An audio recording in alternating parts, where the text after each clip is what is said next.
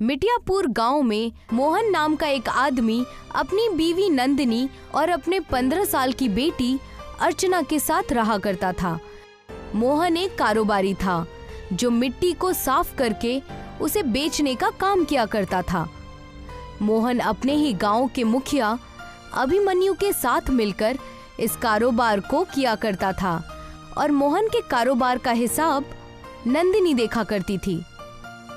सुनिए जी, इस बार मुखिया जी ने पूरे 6 महीने की पेमेंट नहीं दी है। आप उन्हें पेमेंट के लिए कहते क्यों नहीं? तुम्हें क्या लगता है नंदिनी कि मैं मुखिया जी को बोलता नहीं हूँ? ऐसा एक दिन नहीं जाता है जब मैं मुखिया जी से पैसों के बारे में बात नहीं करता। लेकिन आप ही बताइए ना, ऐसा कब तक चलेगा? मुखिया जी के ऊपर हमारी अच्छी खासी रकम बकाया हो चुकी है और अब तो घर का राशन भी खत्म होने वाला है बिल्कुल। अर्चना बिटिया के स्कूल की फीस भी 4 महीने से जमा नहीं हुई है। अपनी बीवी की बात सुनकर मोहन गहरी फिक्र में डूबकर बोला, आज मैं मुखिया जी से इस बारे में जरूर बात करूंगा। इतना कहकर मोहन मुखिया की फैक्ट्री में चला गया। मोहन को देखकर मुखिया बोला, क्या बात है मोहन, आज तुम ट्रैक्टर में मिट्टी भरकर नहीं लाए? मुझे आपसे कुछ जरूरी बात करनी है मुखिया जी। हाँ हाँ बोलो। मुखिया जी, एक बार हिसाब किताब देख लेते तो ज्यादा सही रहता। आपने पिछले 6 महीने से मिट्टी की पेमेंट नहीं की है और अब मेरी जेब में फूटी कौड़ी भी नहीं बची है। यहाँ तक कि घर का राशन भी खत्म हो गया है। बेटी के स्कूल के फीस भी 4 महीनों से जमा नहीं हुई है। कम से कम मुझे आधी रकम ही दे देते। मोहन, मैंने कहा था ना तुम्हें कि बाजार थोड़ा मंद पड़ा हुआ है।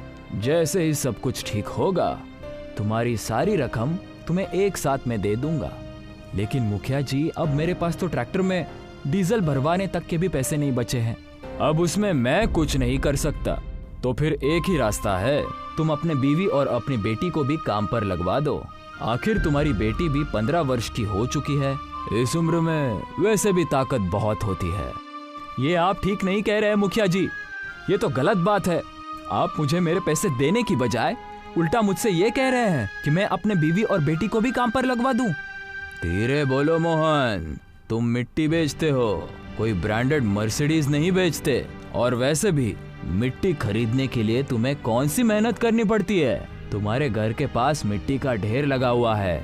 अरे तुम्हें तो मेरा एहसान मानना चाहिए कि मैं तुम्हारी मिट्टी खरीदता हूँ।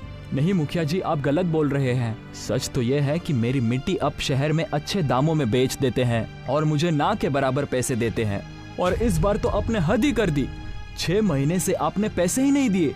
एक तो मैंने तुम्हारे ऊपर एहसान किया, तुम्हारी गरीबी देखकर तुम्हारी मिट्टी खरीदने तक को तैयार हो गया। तुम्हारी थोड़ी सी रकम क्या रुक गई?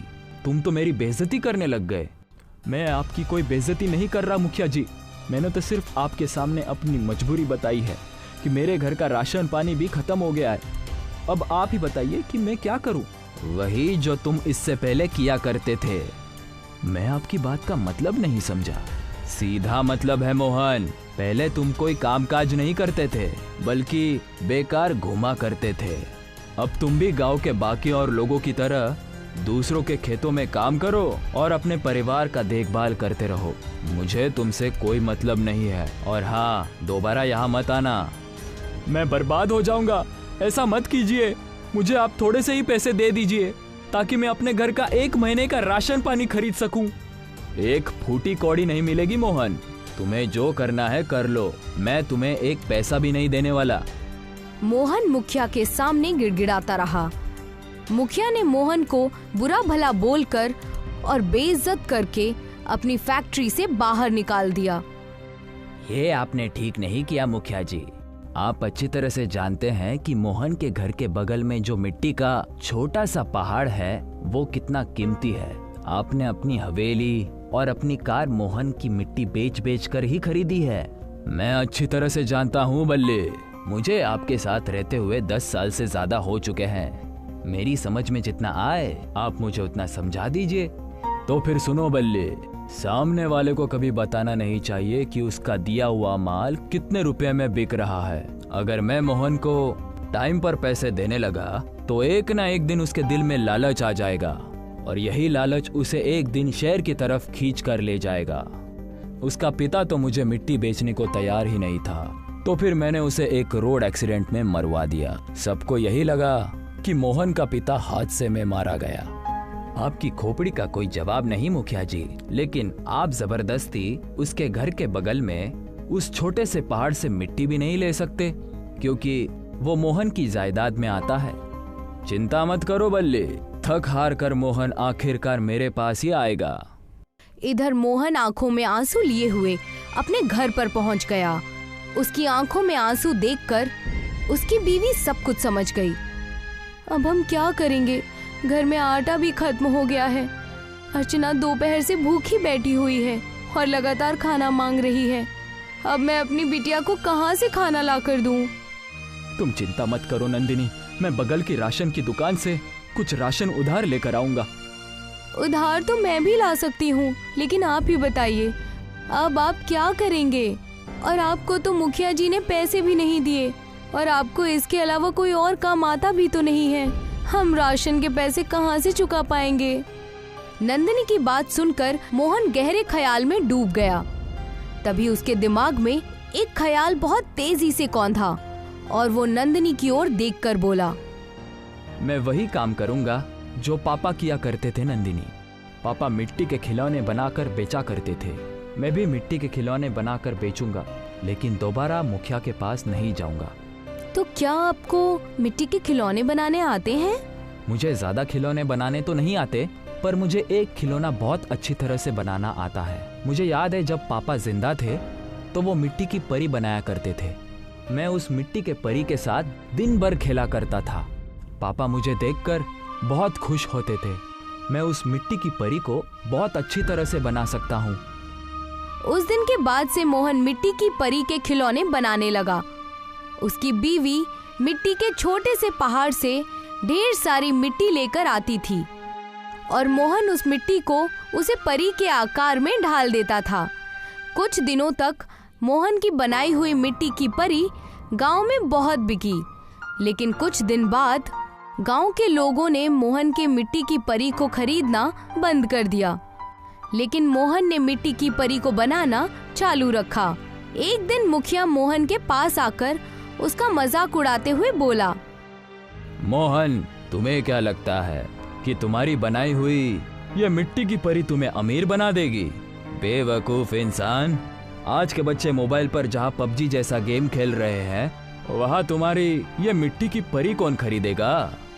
इतना बोलकर मुखिया वहाँ से चला गया और मोहन ने नाराज होकर मिट्टी की परी जमीन पर फेंक दी। मिट्टी की परी के 2 टुकड़े हो गए और मोहन अपनी बीवी से बोला, मुखिया जी सही बोल रहे हैं नंदिनी, आज का दौर मोबाइल का दौर है और मुझे मिट्टी के परी के अलावा कोई दूसरा खिलौना बनाना भी नहीं आता। आखिर मेरे मिट्टी की बनाई हुई परियां कोई कब तक खरीदेगा? सच तो यह है कि मैं कुछ नहीं कर सकता। इतना कहकर अंदर जाकर मोहन चारपाई पर लेट गया। आधी रात हो चुकी थी, मगर उसकी आंखों से नींद कोसों दूर थी कि तभी मोहन को बाहर किसी के चलने फिरने की आवाजें सुनाई दी। मोहन तुरंत अपने घर से बाहर निकल आया। उसने देखा कि उसकी मिट्टी की परी जिसे उसने तोड़ दिया था, अब वो जुड़ चुकी थी। मोहन ने तुरंत अपनी बीवी को उठा दिया। क्या हुआ जी? नंदिनी, देखो, इस मिट्टी के परी को मैंने गुस्से में तोड़ दिया था, मगर इसे किसी ने दोबारा बना दिया। आपको कोई गलतफहमी हुई होगी। नंदिनी ने इतना कहा ही था कि तभी उस मिट्टी की परी के ऊपर आकाश से रंग बिरंगी किरणें फूटने लगीं और देखते ही देखते उस मिट्टी की परी में जान आ गई और उसका आकार किसी जवान इंसान के जिस्म के जैसा हो गया। मोहन डरता हुआ बोला, कौन हो तुम? मैं एक परी हूँ। लेकिन तुम तो मिट्टी की थी, तुम्हारे अंदर जान कैसे आ गई? तुम्हें पता है मोहन, मैं तुम्हारे पापा को बहुत अच्छे से जानती थी। तुम्हारे पापा पहले बहुत से खिलौने बनाया करते थे और उनके खिलौने परी लोक में बहुत मशहूर थे। मैंने ही उनसे मिट्टी की परियां बनाने के लिए कहा था। तुम बिल्कुल अपने पापा की तरह ही मिट्टी की परियां बनाते हो। तुम्हारे घर के बगल में जो मिट्टी का छोटा सा पहाड़ है ना, वो कोई मामूली मिट्टी का पहाड़ नहीं है, बल्कि जादुई मिट्टी का पहाड़ है। तुम अपनी मिट्टी की परियां बनाना जारी रखो। लेकिन मेरी मिट्टी की परियां कोई नहीं खरीदता। तुम्हारी बनाई हुई जितनी भी मिट्टी की परियां हैं, उन सब को मैं ले जा रही हूँ और तुम्हें इन सब के बदले मुंह मांगी कीमत दूंगी। इतना कहकर उस परी ने अपनी छड़ी आगे की ओर कर दी और देखते ही देखते मोहन के सामने दौलत का भंडार लग गया। वो परी वहां से गायब हो गई और साथ ही साथ मोहन की बनाई हुई सारी मिट्टी की परियां भी गायब हो गईं। देखा तुमने नंदिनी, हमारा वो छोटा सा मिट्टी का पहाड़ जादुई मिट्टी का पहाड़ निकला। ये सब मालिक की दुआ है जी। उस दिन के बाद मोहन रोज दिन भर मिट्टी की परियां बनाता और आधी रात को वो परी ढेर सारी दौलत देकर वो सारी मिट्टी की परियां परीलोक ले जाती। कुछ ही दिनों में मोहन के हालात बदलने लगे। अब उसके टूटे फूटे घर की जगह एक आलीशान हवेली खड़ी थी। मोहन ने अर्चना का शहर के एक बहुत महंगे स्कूल में दाखिला करवा दिया था और यही बात मुखिया को बहुत ज्यादा परेशान किए जा रही थी। मेरी समझ में नहीं आता मिल कि मोहन दिन भर मिट्टी के खिलौने बनाता है, वो खिलौने आखिर जाते कहाँ हैं? मैंने गांव में किसी को भी उसके खिलौने को खरीदते हुए तो नहीं देखा। इसका सिर्फ एक ही उपाय है मुखिया जी, क्यों ना हम आज रात मोहन के घर पर नजर रखें। तुम सही कहते हो, आज रात हम मोहन के घर की जासूसी करेंगे और अगर सब कुछ अच्छा नजर आया फिर क्या करोगे मुखिया जी? तो आज रात मोहन को भी उसके पापा की तरह मार दूंगा और उसकी बीवी का किस्सा भी खत्म कर दूंगा। मेरे आगे पीछे घूमने वाला सड़क छाप मोहन मेरी बराबरी करेगा। मुखिया बुरी नियत लेकर उस रात मोहन के घर की जासूसी करने लगा। मुखिया और बल्ली ने देखा कि रात में आकाश से रंग बिरंगे किरणें फूटने लगीं और उनमें से एक परी निकलकर जमीन पर आ गई और मोहन के मिट्टी के खिलौने गायब हो गए और मिट्टी के खिलौनों की जगह दौलत का ढेर लग गया। बल्ली धीरे से मुखिया से बोला, मुखिया जी, ये तो हकीकत की परी लगती है। इसने ही मोहन को बहुत सारा धन दिया है। बल्ली, मैंने अब अपना इरादा बदल लिया है। अब मैं मोहन और उसकी पत्नी को नहीं बल्कि इस परी का ही किस्सा खत्म कर दूंगा। अरे परी कोई इंसान नहीं होती। मेरी बात मानिए तो यहाँ से उल्टे कदम वापस चलिए, इसी में हम दोनों की भलाई है। तो तुम चले जाओ, तुम एक नंबर के डरपोक हो, मगर मैं तुम्हारे जैसा डरपोक नहीं हूँ। इतना कहकर मुखिया गुस्सा होकर उस परी के सामने खड़ा हो गया और उसने बंदूक से परी के ऊपर फायर कर दी, मगर बंदूक की गोली परी के जिस्म से टकराते ही जमीन पर गिर जाती है। ये देखकर मुखिया बुरी तरह से डर गया। तुम्हारा साथी होशियार निकला और वो तुम्हारा साथ छोड़कर भाग गया। मैंने तुमसे बड़ा बेवकूफ इस धरती लोक पर कभी नहीं देखा। मुझे क्षमा कर दीजिए परी जी।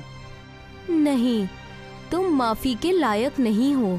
तुम्हारी सजा यही है कि तुम भी अब जिंदगी भर मिट्टी के ही बनकर रह जाओगे। परी ने अपनी छड़ी मुखिया के आगे कर दी और मुखिया कुछ ही पलों में मिट्टी की मूर्ति में बदल गया। मुखिया जी जैसे भी थे तो वो इंसान ही। आप उन्हें दोबारा इंसान बना दीजिए। नहीं मोहन, मुखिया ने ही तुम्हारे पापा की हत्या करवाई थी और आज ये तुम्हारी और तुम्हारी बीवी की जान लेने के लिए यहाँ आया था। अगर मैं इसे दोबारा इंसान बना दूंगी तो ये फिर भी तुम्हारा दुश्मन ही रहेगा। इसकी सजा यही है। इतना कहकर परी वहाँ से गायब हो गई और मोहन आज भी मिट्टी की परी बनाता है।